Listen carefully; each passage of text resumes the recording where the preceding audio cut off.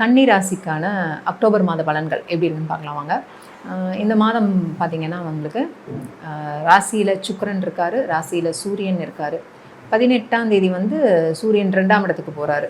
So 2ஆம் இடத்துல already புதன் செவ்வாய். ஸோ புதன் 2ல் இருக்கிறது சிறப்பு தான். நம்மளுக்கு அந்த பண வருவாய் வந்து நல்லாயிருக்கும், சிறப்பாக இருக்கும். ரொம்ப ஒரு சிறப்பான விஷயம் அப்படின்னு பார்த்தீங்கன்னா, இந்த குரு வந்து அதிச்சாரத்தில் கடகத்துக்கு வர்றது. அப்பாடா, இந்த 7ஆம் இடத்துல சனி இருந்து எங்களை வச்சு செய்துங்க அப்படிங்கிறவங்களுக்கு ஒரு ஆறுதலான பீரியட் இந்த பீரியட். ஓகேங்களா? ஸோ கண்டிப்பாக வந்து எப்படியும் கன்னிராசிக்கு தெரியும், 7ல் சனி இருக்கிறதுனால நிச்சயமாக கணவன் மனைவி பிரிவினை, இந்த லவ் பண்ணுறவங்களுக்கு பிரச்சனை, இதெல்லாம் ஓடிட்டுருக்கும். இப்போ இந்த குரு பார்வை கிடைக்கிறனால ரொம்பவே நல்லாயிருக்கும். சப்போஸ் இப்போ ஒருவரை ஒருவர் சமாதானப்படுத்தணும், இப்போ கோவப்பட்டு போயிருக்காங்க, திருப்பி கூட்டிகிட்டு வரணும்னா இந்த டைமை கரெக்டாக நீங்கள் யூஸ் பண்ணிக்கோங்க. இந்த டைம் பார்த்து நீங்கள் வந்துட்டு பேச்சுவார்த்தை நடத்துனீங்கன்னா சுமூகமாக முடிஞ்சிடும். சரிங்களா? 7ஆம் இடத்தை குருவோட பார்வை கிடைக்குது. அதனால் வந்து கணவன் மனைவி பிரிவினை வந்து சுமூகமாக முடியும். அதனால் இந்த டைம் முயற்சி எடுங்க. சரிங்களா? அப்புறமேட்டு பார்த்திங்கன்னா ராசிக்கு 6ஆம் இடத்துல ராகு. ஸோ 6ல் ராகு இருக்கிறது நல்லது தான். எந்த ஒரு விஷயமே நினச்சி நம்ம சாதிச்சுக்கலாம். இந்த பீரியடு ஒரு அருமையான காலம் தான் 6ல் ராகு இருக்கிறது. சப்போஸ் வெளியூர் வெளிநாடு போகணுன்னு முயற்சி பண்ணுறவங்களுக்கும் ஒரு அருமையான அமைப்பு. ஏன்னா 12ல் கேது இருக்கார் இல்லைங்களா? அப்போ வந்து வெளியூர் வெளிநாடு போகிறது வந்து உங்களுக்கு சிறப்பாக இருக்கும்.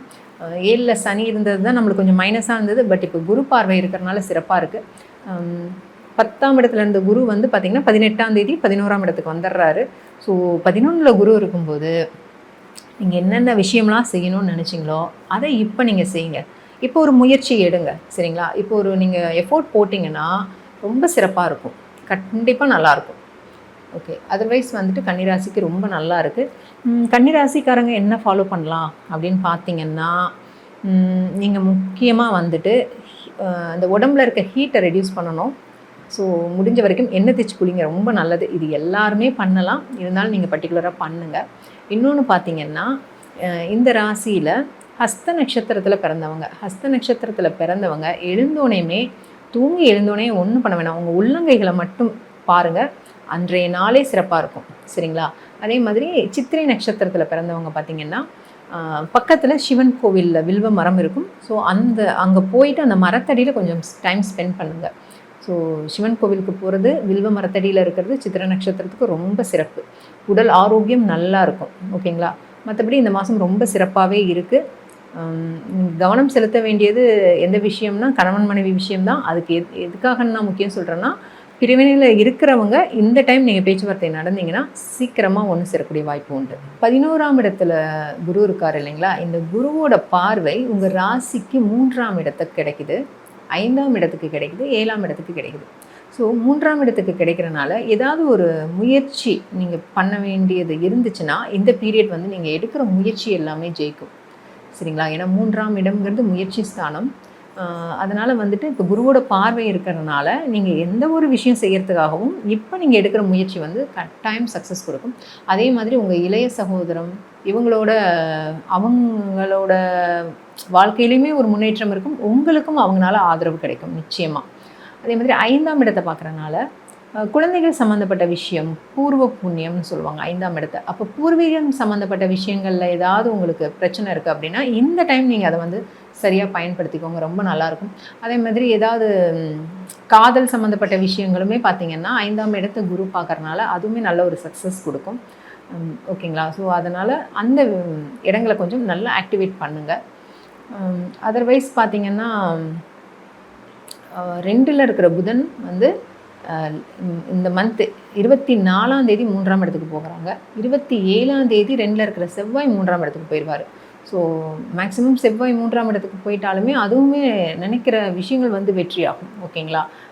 ஏன்னா குருவோட பார்வை வேறு இருக்கிறதுங்கிறதுனால ஸோ கட்டாயமாக என்னென்ன முயற்சிகள் எடுக்கணும்னு நீங்கள் நினச்சிருக்கீங்களோ அதை நிச்சயமாக எடுங்க. அதே மாதிரி திருமணத்துக்கு முயற்சி எடுக்கிறவங்களும் சரியான டைம் இது. குருவோட பார்வை இருக்கிறதுனால நிச்சயமாக வந்து பெண் அமையிறது, மாப்பிள்ளை அமையிறது சிறப்பாக அமையும். ஸோ கரெக்டாக பயன்படுத்திக்கோங்க. கன்னி ராசிக்கான அக்டோபர் மாத பலன்கள் எப்படி இருக்குன்னு பார்க்கலாம் வாங்க. இந்த மாதம் பார்த்திங்கன்னா உங்களுக்கு ராசியில் சுக்கிரன் இருக்கார், ராசியில் சூரியன் இருக்கார். 18ஆம் தேதி வந்து சூரியன் 2ஆம் இடத்துக்கு போகிறாரு. ஸோ 2ஆம் இடத்துல ஆல்ரெடி புதன் செவ்வாய். ஸோ புதன் 2ல் இருக்கிறது சிறப்பு தான். நம்மளுக்கு அந்த பண வருவாய் வந்து நல்லா இருக்கும், சிறப்பாக இருக்கும். ரொம்ப ஒரு சிறப்பான விஷயம் அப்படின்னு பார்த்தீங்கன்னா, இந்த குரு வந்து அதிச்சாரத்தில் கடகத்துக்கு வர்றது. அப்பாடா, இந்த 7ஆம் இடத்துல சனி இருந்து எங்களை வச்சு செய்துங்க அப்படிங்கிறவங்களுக்கு ஒரு ஆறுதலான பீரியட் இந்த பீரியட். ஓகேங்களா? ஸோ கண்டிப்பாக வந்து எப்படியும் கன்னிராசிக்கு தெரியும், 7ல் சனி இருக்கிறனால நிச்சயமாக கணவன் மனைவி பிரிவினை, இந்த லவ் பண்ணுறவங்களுக்கு பிரச்சனை, இதெல்லாம் ஓடிட்டுருக்கும்.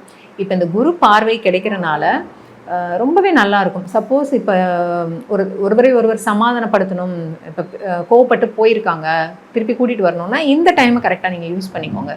இந்த டைம் பார்த்து நீங்கள் வந்துட்டு பேச்சுவார்த்தை நடத்துனீங்கன்னா சுமூகமாக முடிஞ்சிடும். சரிங்களா?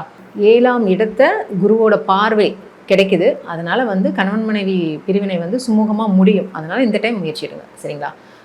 அப்புறமேட்டு பார்த்தீங்கன்னா, ராசிக்கு 6ஆம் இடத்துல ராகு. ஸோ 6ல் ராகு இருக்கிறது நல்லது தான்.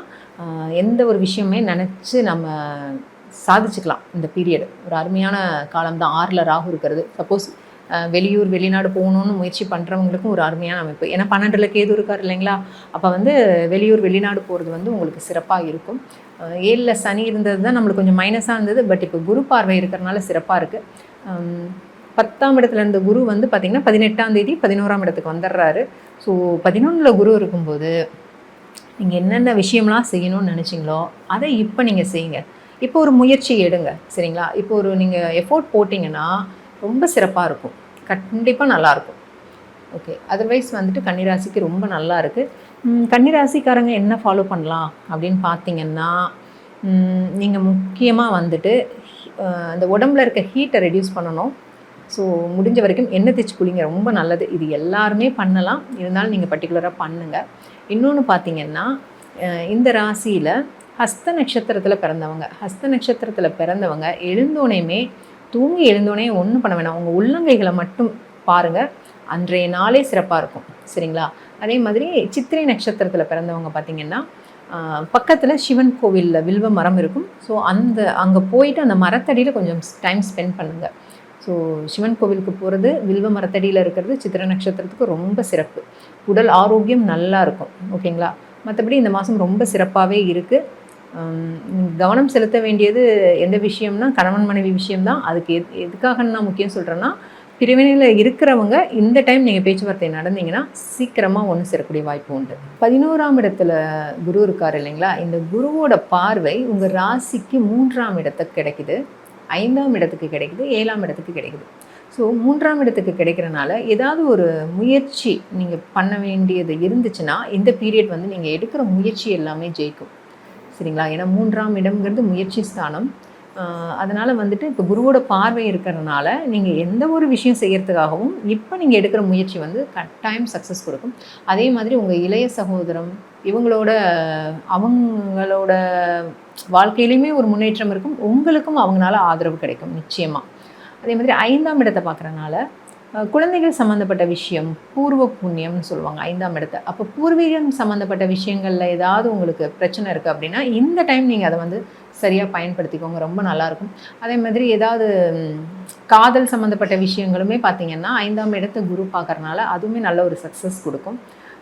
ஓகேங்களா? ஸோ அதனால் அந்த இடங்களை கொஞ்சம் நல்லா ஆக்டிவேட் பண்ணுங்கள். அதர்வைஸ் பார்த்திங்கன்னா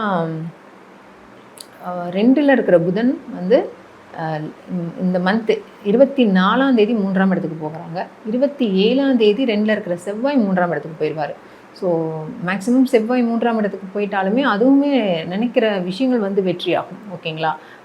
ஏன்னா குருவோட பார்வை வேறு இருக்கிறதுங்கிறதுனால ஸோ கட்டாயமாக என்னென்ன முயற்சிகள் எடுக்கணும்னு நீங்கள் நினச்சிருக்கீங்களோ அதை நிச்சயமாக எடுங்க. அதே மாதிரி திருமணத்துக்கு முயற்சி எடுக்கிறவங்களும் சரியான டைம் இது.